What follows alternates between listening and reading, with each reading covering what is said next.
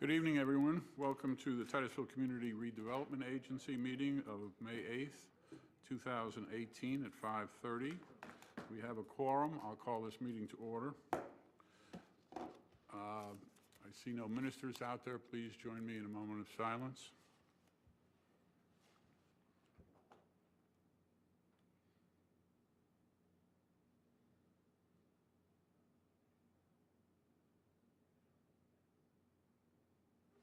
Please join me in the Pledge of Allegiance.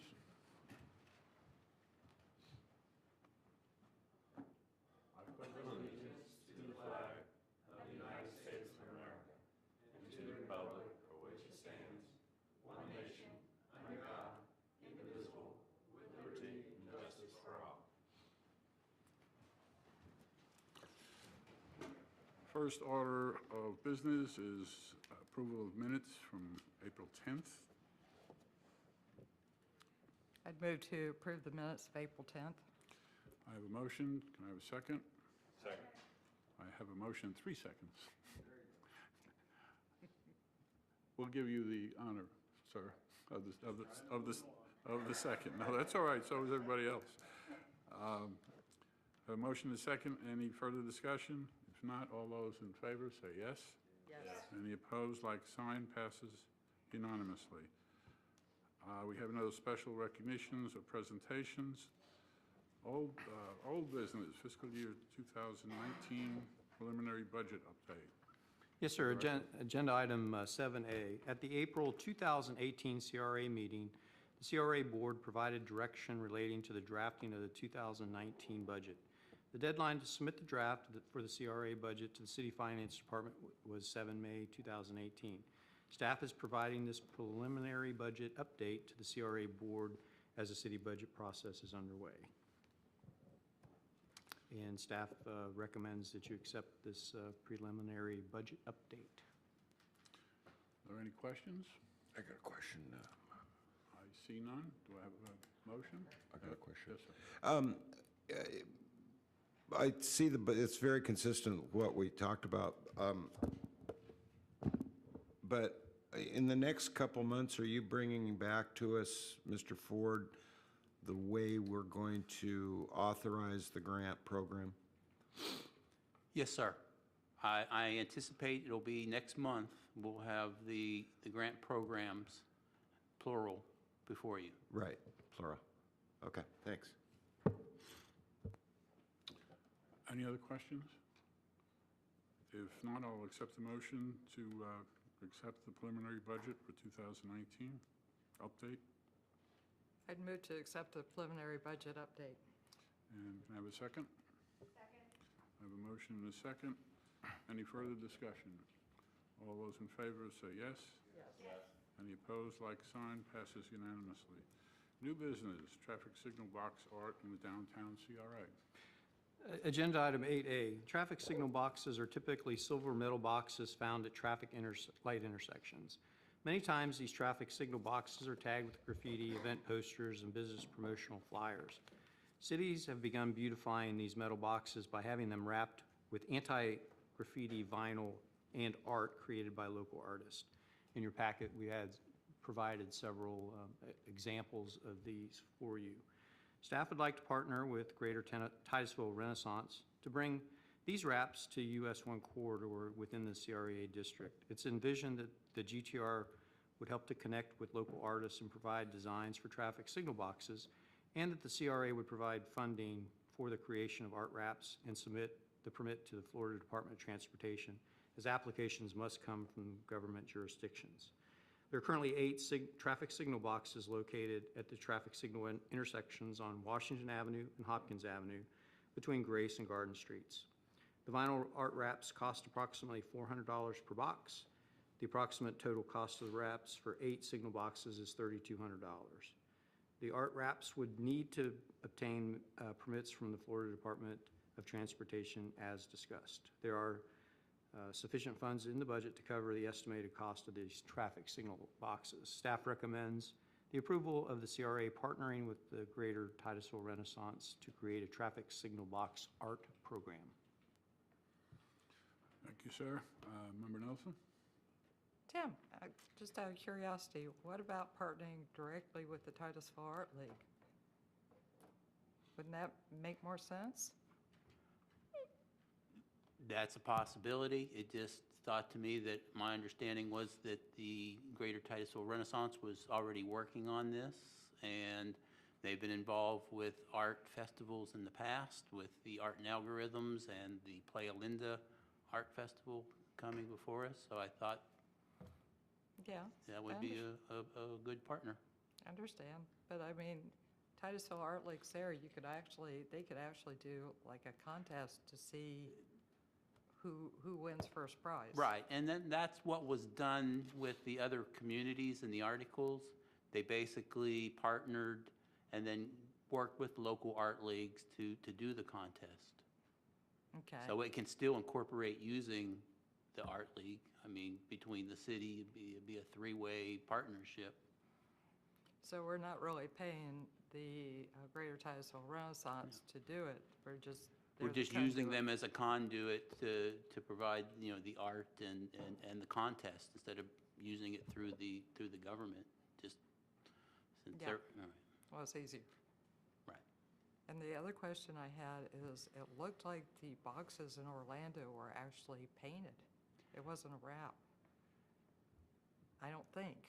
I mean, that's just what it looked like to me. Right. I don't know the pros and cons, but I was just curious. It says more than a dozen in the Coco article. It looks like it was painted. That's how good a job they did with the wrap, I guess. No, I was thinking about Orlando. Oh, Orlando? Yeah. That could be a possibility. It's just that the wrap probably has, is less susceptible to graffiti. You can wipe it off better without maybe damaging the paint.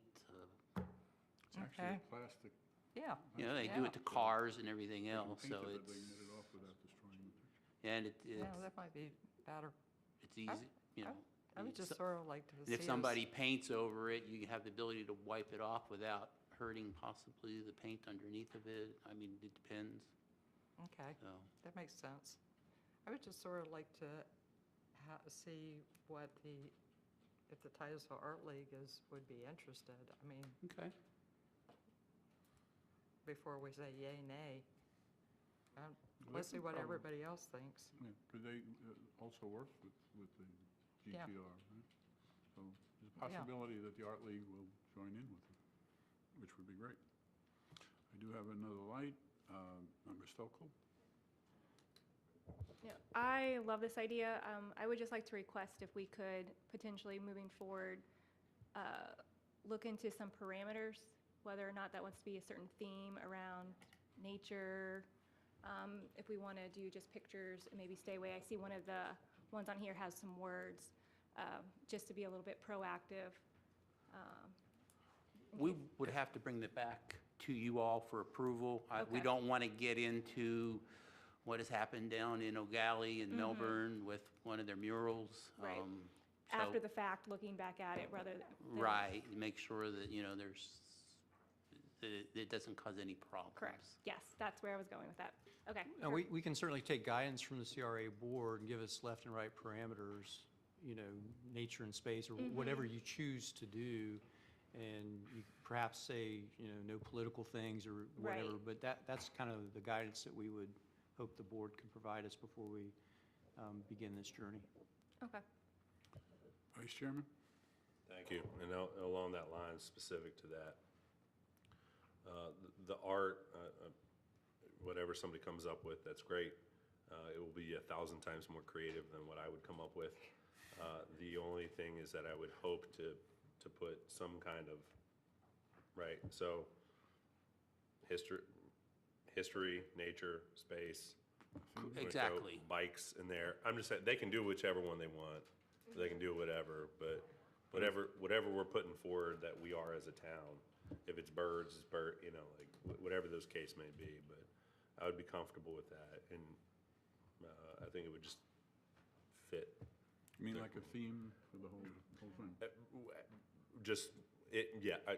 That it would fall within something like that, Okay. so. So what I'm hearing is history, nature, space, and with the advent of the trail hub, something to do with the pedestrian trail network? Okay. Member Leedy?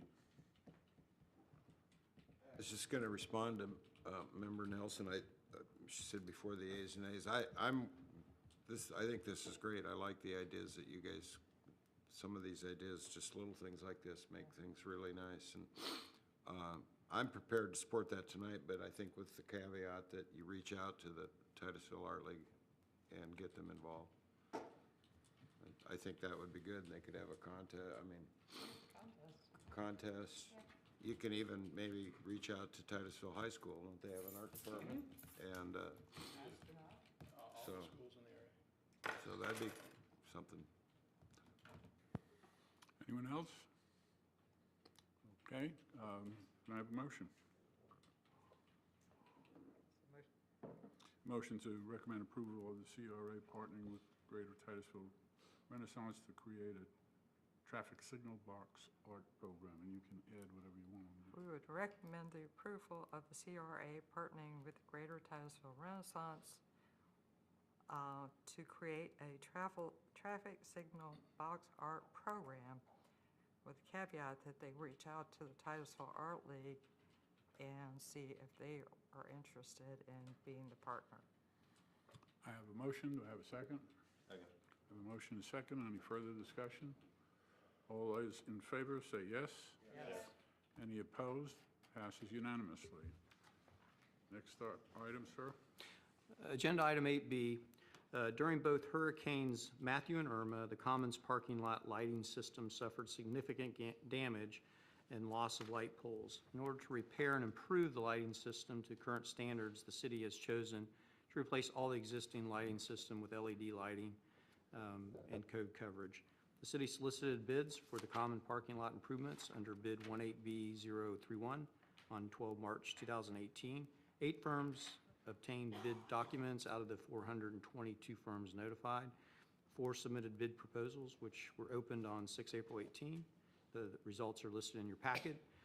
We recommend that the board approve budget amendment for transferring additional funds to cover costs for improvements and award the contract to Chrome Electric at Titusville, Florida, in the amount of $170,800 for the Commons parking lot lighting improvement. In addition, authorize the mayor to execute the contract. Okay. Member Leedy? Yeah, like I mentioned before, Mr. Ford, so the way I read this initially was the budget, the amount of money was coming from the city of Titusville's budget. But since I talked to you, no, it's not. And I just wanted the board to, maybe you can explain that if you look, like you said, on the second page of this. Second page of the memo, yes. Yeah, page 15 of my packet. Anyway, it says parts of it's coming from the concrete street repairs. So in essence, we won't be doing the concrete street repairs. Do I understand that right? For this year, that's my understanding, based on the hurricane and the issues that have been caused with the lighting. So they've been postponed to this next budget year.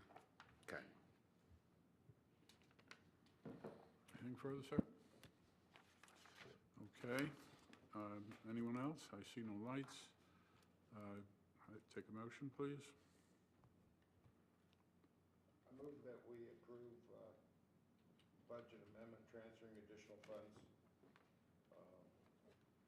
and award a contract to Chrome Electric, Titusville, Florida, the amount of $170,800 for common parking lighting improvements. Thank you. Do I have a second? Second. I have a motion and a second. Any further discussion? See none. All those in favor say yes. Yes. Any opposed, like sign? Passes unanimously. Petitions and requests from the public present. Would anybody like to speak at this point?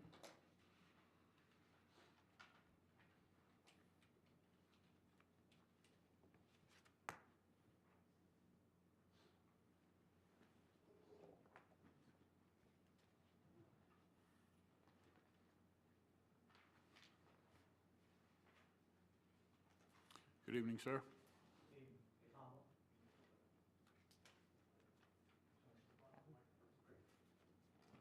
you. Thank you. Good evening, Tom Altiff, 410 South Hopkins, Titusville. One of the first things I wanted to do was, I was at a council meeting, and the issue of a magistrate judge came up, which I supported. But I want the Code Enforcement Board to know that there was no way impinging upon their integrity. I just thought it would be easier if we had a magistrate judge to handle some of our code enforcement issues where you don't have perhaps someone you know or a neighbor that's involved. Having said that, I myself served as a volunteer on the city board, so I have the highest respect for them and confidence in them. I did have the opportunity to discuss the functions of the board with one of the board members, and I went through several properties as to if they had been brought to their attention for enforcement, and they had not. So I'm going to talk about a couple of those properties tonight. I will make some suggestions to the CRA as to what I think we can do about these properties. One of them is right next to City Hall. I handed out the ordinance creating the CRA in 1982, and it does empower the city to deal with problems such as the building next to City Hall, the Gates gas station on Garden Street within the CRA. It actually gives the CRA and council wide latitude to solve problems of blight. And to someone driving through Titusville and seeing this building over here, and they get down a little bit further and they see downtown, which is looking really nice, but then they go a little further and they see a building on the corner of Main and Washington, the old Mercantile building, and it doesn't look so good. And then they see the next building over and the bricks, if they've been here 3 months earlier, they see the same bricks are stacked in the same place. And then they see what Baldwin Plaza looks like. And if they go further and turn around in the big concrete parking lot and start coming back, they see another building that was damaged in the hurricane and sitting there with no occupant in it. And so I think at this point, since we are in better times, and most people are enjoying I'm sorry, Would you like additional time, sir? may I please have it? Yes, how many minutes? No, 3 minutes? Okay, we have a motion? You have a motion. Motion second, all in favor, say yes. Yes. Go right ahead, sir. So what I'm talking about is perception. Someone driving through Titusville and seeing these buildings, their perception may well be that Titusville isn't the type town they want to either live in or they want to do business in. And to some people, perceptions become reality. So if someone talks to them later and mentions Titusville, they might say, no, I was there and I saw a lot of these decrepit buildings. I guess my point is that 1982, the ordinance was established. It gives this board and the city council the right to do something about these buildings. And if it means levying fines, and then that's what has to be done. And then if it means the city demolishing the buildings, that also has to be done. Now is the time to move forward, if we're going to move forward. I just feel strongly about that. That's it. I Thank totally agree with you, sir, that now is the time to move forward, and it's the best time because we expect to have traffic in the downtown area, which hopefully will make those stores profitable and be able to take care of their properties by themselves. As you know, we have grants that we give out, matching grants for whoever in the downtown, well, in the CRA area has a building that needs work. we will actually match the money for them to do it. Not, many of them have taken advantage of that. Not all of them do, however, I guess because they don't have the matching part of it, but if it's not matching, then we get into all other kinds of issues. But we certainly would like to see it improved. As far as the fines and so forth, that's another situation. Did you want to comment on that, sir, or no? I think some of the buildings that Mr. Altif mentioned, code has looked at them, and they're boarded up, and they're within the current code. So as for levying fines on certain buildings that meet the code, we really can't do much about them. I think, though, we will naturally see an improvement when people realize they can go into business downtown and actually make a profit. I think that'll inspire them to do more than just leave their buildings sit there. Well, I'd really like to see in particular, the two abandoned gas stations. They're not abandoned, the property owners still own them. There's no reason why those buildings can't be taken down and grass planted there. In the one case, I checked on one of the properties, it's for sale for $295,000. I realize there's remediation on both of those sites, and I would strongly suggest that council contact Florida Department of Environmental Protection and see if they will, these brownfields are listed in their category. They need to be helping us by doing remediation on these two sites and taking those two buildings down. In the one case, the building on Garden Street, there's someone living there now. In the gas station? In the gas station. He sets up home, has a laundry line put up, and he seems to be doing quite well. People bring him food. I suspect that's another whole issue, sir. That's not. That's another, yeah, I won't even go there. Yeah. Again, I think we're going to see more and more improvements. As you know, a couple of the properties downtown have been sold already and changed into different things. We have several new businesses down there and some of them coming in. So we'll try and accelerate it where we can. My frustration comes from the fact that I'm getting older every day, and You are. I want to be around to see it. Well, I'm with you. Thank you. Thank you, sir. Anyone else like to speak? Comment on that, sir? Yes, hold one second, we have a comment, I'm sorry, I didn't look down, I'm sorry. Go right ahead. Thank you, sir. So, I think that there's a couple things packed in this idea of what to do about it. One is wait for the market, and that's, I would say Miracle City Mall is probably a good example of that, right? So that thing sat for a real long time. There's a blight on the community, and after X amount of time, with some engagement, something changed. But that took a lot of years. And I just say, from my own personal experience, in moving to Titusville, it was really hard to understand why that just, nothing really happened with that. And it did. I'm just saying, as somebody who didn't grow up here, I don't have happy memories of Miracle City Mall. It's always been a really not awesome place. And so when I would equate, I'm not going to say slumlord, but let's say absentee property owner. And especially in a market where properties flip, or somebody's holding on to it, or whatever the case may be. At this point, it's either one of two options. Either one, somebody doesn't want to put the capital into the building, because it's a business, so they have it, it's capital in a business, and they're just not going to do it until it's worth that amount of money, which may be unrealistic. I think my humble opinion, Royal Oaks is probably a good example of that, what they're looking for. So you take a smaller version, and I think that like these gas station properties or next door would probably be an example of that.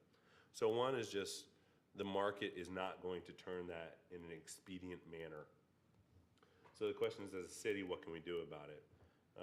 If it is the purpose of blight, buy it, knock it down, and turn it into grass, I know that intent is there in the practical reality of pulling that off, if we look at it similar to our rate on residential and how long that process takes.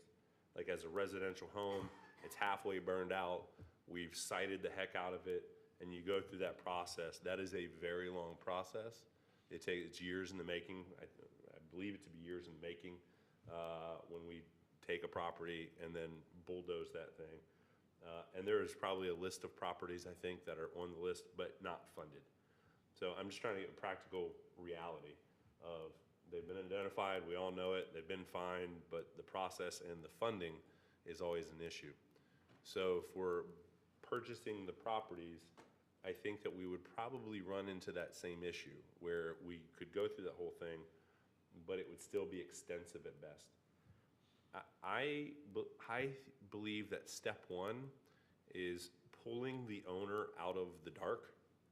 And the reason I say that is because this is, in Houston, this was a big problem. Big city, big problem.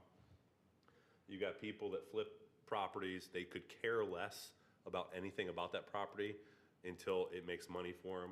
So you get 4 feet high grass, you get trash in it, and they don't care until it hurts enough for them to either financially care about it or there's some kind of an emotional connection.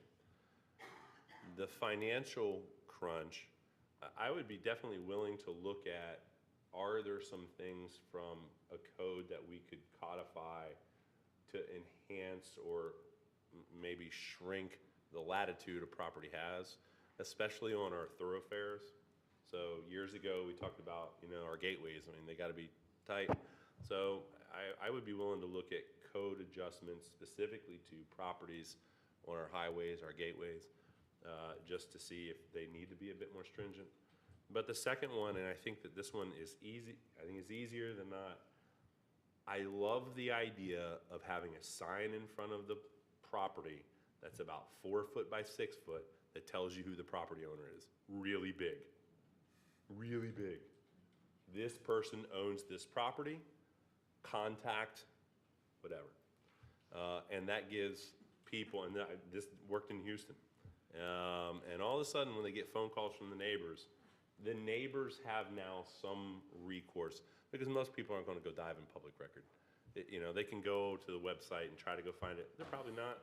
But if you have a junk property next to you and you have a phone number or an email you can call, then that helps, and that costs us a sign. So that would be my suggestion in the interim. Have you ever seen that done before anywhere? Yeah, in Houston. Did they really? Yeah. I'm not sure how good that would go over in Titusville, unfortunately. I understand what you're saying, but we're right to the point now where I think we're going to see more and more action from realtors, even outside, because the properties are getting worth something, because there are going to be people coming through and they're starting to come through. I think if we started attacking people who have been there a long time, it would cause a major problem. And if it was 10 years down the road, I might consider something like that. But I think we're within a few years. And to go to people that have basically, I don't know, made a living, I guess, downstairs. Of course, you were an owner downtown as well. And then say, we're gonna take this over, we're gonna make you put money into it, or we're gonna put a red scar on your head, red letter that says owner or something. I would not be prepared to do that, but I understand what you're saying. If it takes a long time, maybe we'll look at that. But that's my opinion. Anything else, sir? That was it, sir. Thank you. Mr. Leedy? Member Leedy? I think what Matt said and our guests said, it just gets my juices going. And we tried to, we got a little time tonight, but we tried to, Member Behringer and I discussed this a couple meetings ago, that we were supposed to sit and have a talk about the vision of the CRA. And I'm sitting here, and we haven't had that. And when you were talking, I kind of come up here and I said, gee, I come once a month and I vote on lights and I vote, but there's not like a big picture.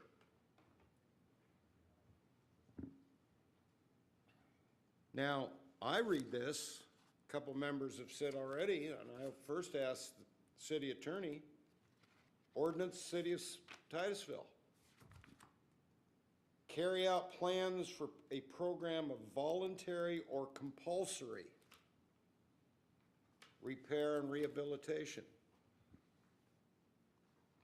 What's the due process on that, city attorney? I mean, If I can That's a- jump in for one that's a second, pretty- I'll yes, let you answer, but we do have a plan of voluntary.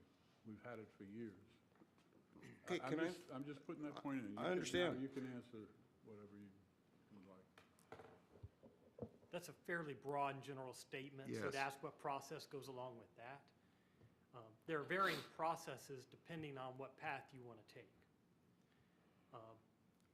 One thing that did happen several years ago, if you remember the case, but the legislature changed the law when it came to some slum and blight issues. I can tell you, one of the tools we do not have is eminent domain when it comes to slum and blight and public nuisance. By law, you cannot use eminent domain to take a property to solve a slum or blight problem. So when you say compulsory, that is one of the tools that you would typically have in your toolbox as a city or a CRA is eminent domain. You can't not use that to eliminate slum and blight. That's just a statutory prohibition. That being said, they do recognize that code enforcement is that process, okay? You have properties that are in violation. The primary way of achieving compliance is through code enforcement. So we would have to visit the properties. They may have been in compliance at one point, they may not now. We could send them back out to look at that and to verify that these properties are or are not in compliance. Take them to code board, institute fines, because as you know, this board and council, they do not levy fines. That's code enforcement's job. And we certainly can ask them to revisit these properties and clarify whether or not they are in violation. what if, compared to this ordinance right here, carry out these plans, if the CRA said, we don't care, but it's not consistent with the city code enforcement?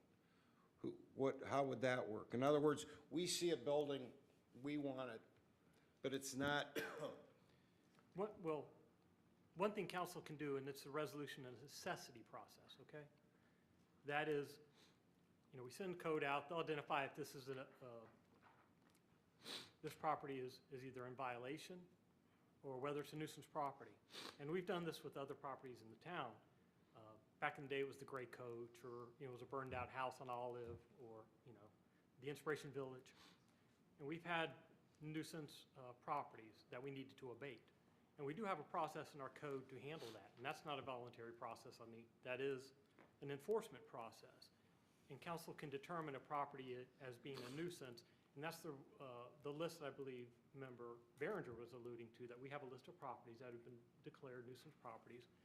And if you have the money and go through resolution and necessity process, council can declare this property is a nuisance and needs to be abated. That's the necessity. And then we can, of course, you have to identify the funds. And then we can actually demolish a building if it rises to that level through a due hearing process. Once you do, you now levy a fine on that building, on that property to cover the cost. So, $100,000, whatever it is now going to be levied on that property. You may have abated the nuisance building, and it is now free and clear of that nuisance, but you do strap a fine on that property, a lien of whatever the cost is, $100,000. That is one way to abate a nuisance, but you have to go through the public hearing process and actually define and declare that to be a nuisance. That is a process that is available. well, in conclusion, I find myself in a, kind of in agreement with Member Behringer. I'd like to explore this, and I'd like to get an agenda item whenever you want to, but to sit here as a board and, Mayor Johnson, I don't want to threaten anybody, but I think that we need to come up. These people come every week, and they're begging us to help them with some of these fee simple property owners that aren't doing anything. And so I think we need to get an agenda just to talk policy and to talk what kind of program we can gradually, we're going to do this, to eventually what we're talking about here. And if you don't do it, we're going to start, over a year's period and give notice to it. Because, we've been at this a long time, and we're making progress, but it'd sure help if we had their cooperation. So I don't know if Member Berenger, that's what along the lines he was thinking, but I'd sure like to have that discussion. Thank you. Member Diesel, did you have a letter? Yes. But anyway, I appreciate you noticing. First of all, I start off by saying I agree with the mayor. I think some things have gotten better, and we always tend to focus on the blacked out on the paper, as I always use an analogy. Be a whole beautiful piece of paper. Put a blacked out, that's what we focus on. So that being said, I do think we have to notice that things are getting better. Just drive down US 1, and we always do tend to focus on just that downtown area because we've got a whole lot more out there than that. Now, that being said, one of the biggest things I brought with me to this panel and the council was the dilapidated buildings. They drive me crazy.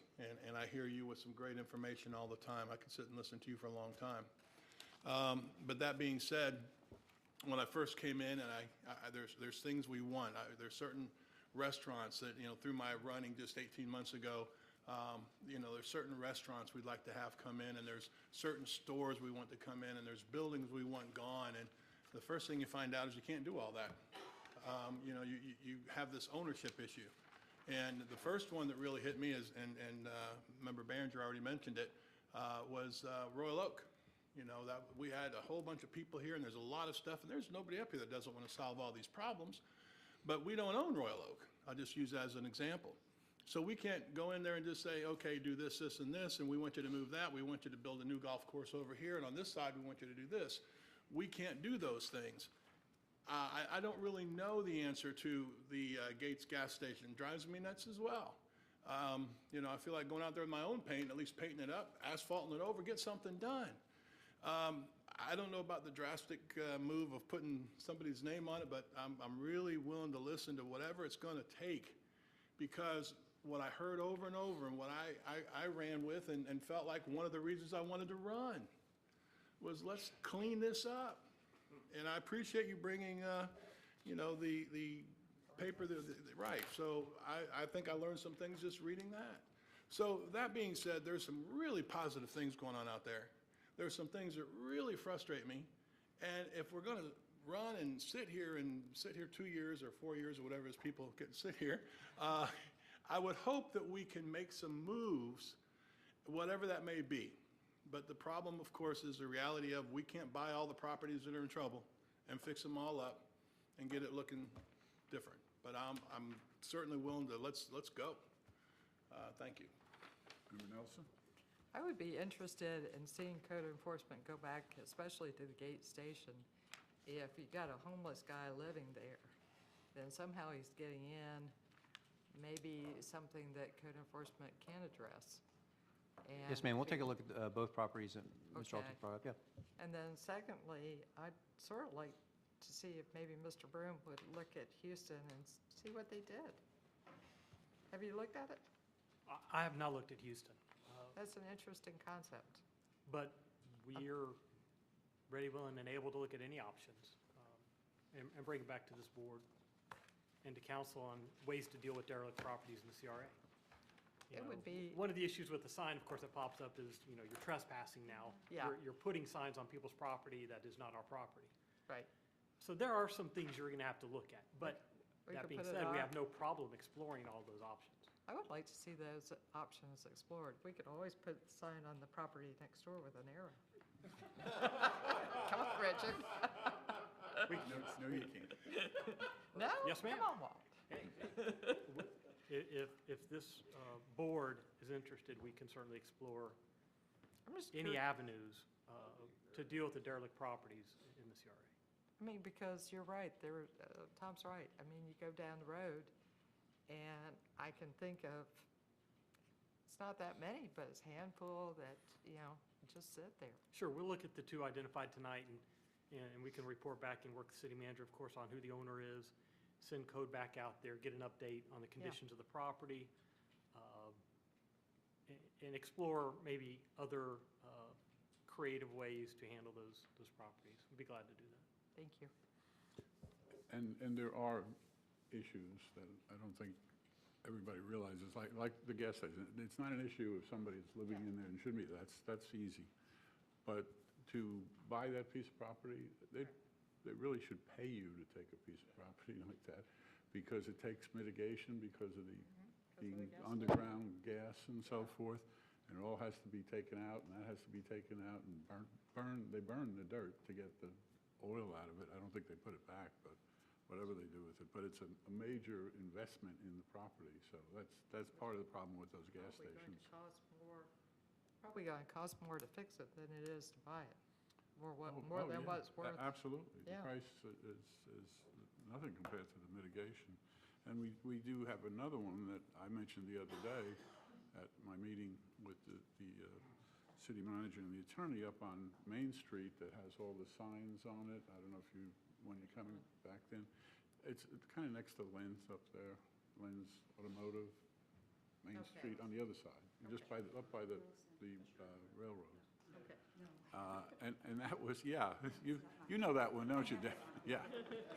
And we can't do anything about that, because it's a First Amendment situation that they tried years ago, and it's all political, and our hands are tied, and it's frustrating, so, yeah. it You know is. the Constitution. Yep. You're up again, I think? Yes? Oh, no, I'm sorry, wrong thing. All right. You're taking that back? Thank Taking you. it back. I think you're up again. Yes, sir, thank you. So maybe something that I would hope to see, or would like to see maybe from staff. I feel very comfortable with the idea of recommendations from staff on how to enhance code that would do two things. One, put parameters on a timeline to get a property to not look distressed.